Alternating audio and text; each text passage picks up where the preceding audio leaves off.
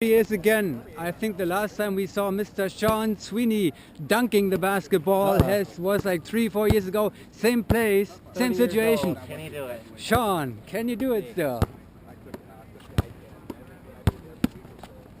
Oh yeah, he did it! Sean Sweeney, there he is.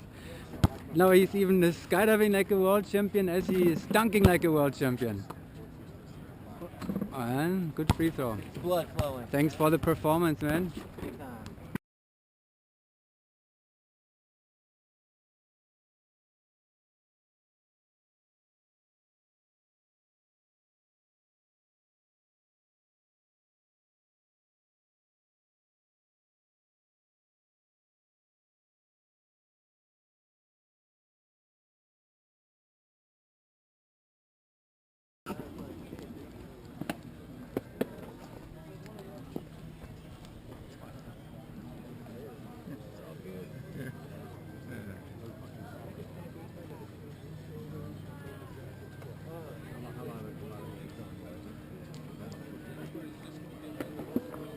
Complex 59, you guys are 10 minutes out. That's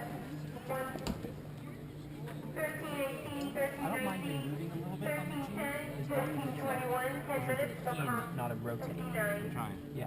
Yeah, I know it's hard, especially. 13:20 and 13:21, sorry. Hey. And here they are. DNA. If nobody can beat the Mass Defiance record average, then they just do it by themselves. Blue shirt, Ben Liston. Point, Brian Stevens. It's just so hard. They're holding it. With your legs in there, it's almost like having to just trust the time. And they're going big on the end this year. And I know it's guaranteed. And it's not a thing Steve about Johnson or anything else. It's just literally communication. in the center, and Well, so you got to do the Boo catch in the 19. That's is the tail. Yeah. instant key.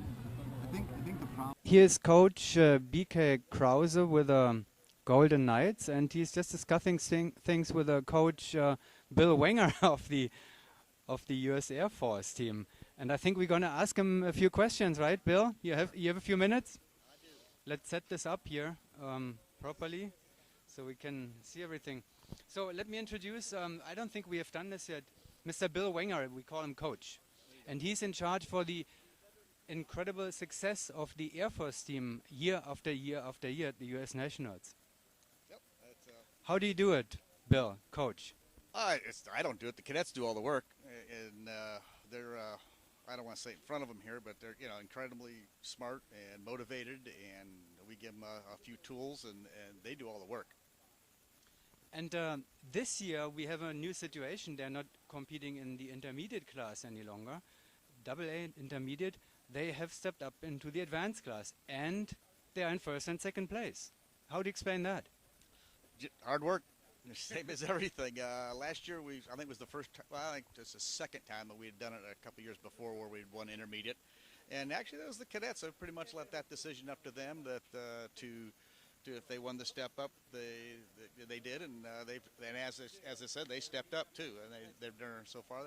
It's a long meet, 10-round meet yet, so I never really like to say first or second place or whatever place when you're in round 5. It doesn't really matter too much. It's kind of after round 10 is what it really counts. Well, let's talk about the work, the actual work. Their work is to train, compete. How many training jumps do you have them for? Explain that. You have them kind of for a 2-year cycle. That's correct. We get them basically onto the parachute team at the beginning of their junior year of college, and then they train for 2 years. But one thing it's a little known fact. Everybody thinks that we have a competition and demonstration team, and they think that's their job. That's the second part of their job. What they really are trained to do at the academy is we have a student program, and we train about 650 to 700 cadets a year in a 5-jump program where their first jump is a 10-second delay unassisted. And about 32 hours of ground training, and it's the cadets who do the instructing and do the jump mastering. That's their first and primary duty at the academy. And then we do competitions, demonstrations on top of that. That's more like the icing on the cake that we get to do. Good for them. And how much of training and competition do they get in this 2-year cycle? In the 2-year cycle, right up to the nationals here, they're probably looking at about 325, 350 jumps up to this point, and probably a good 30 hours of tunnel time.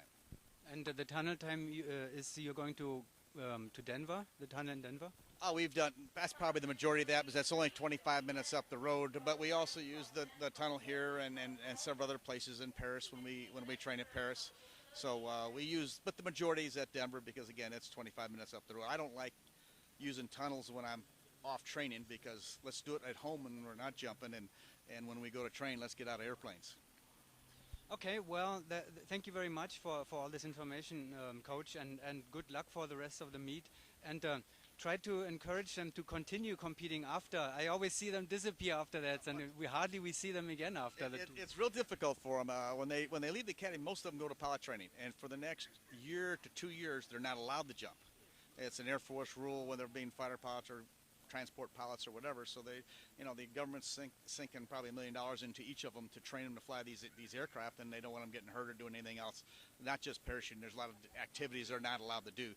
And then about that time, they find girls and husbands and wives and stuff, and they get families, and they've been gone out of it for a year or two, and so that's hard to get them back. But we have a few with Sidney Neves, and there's quite a few others that have done quite well over the years in competition.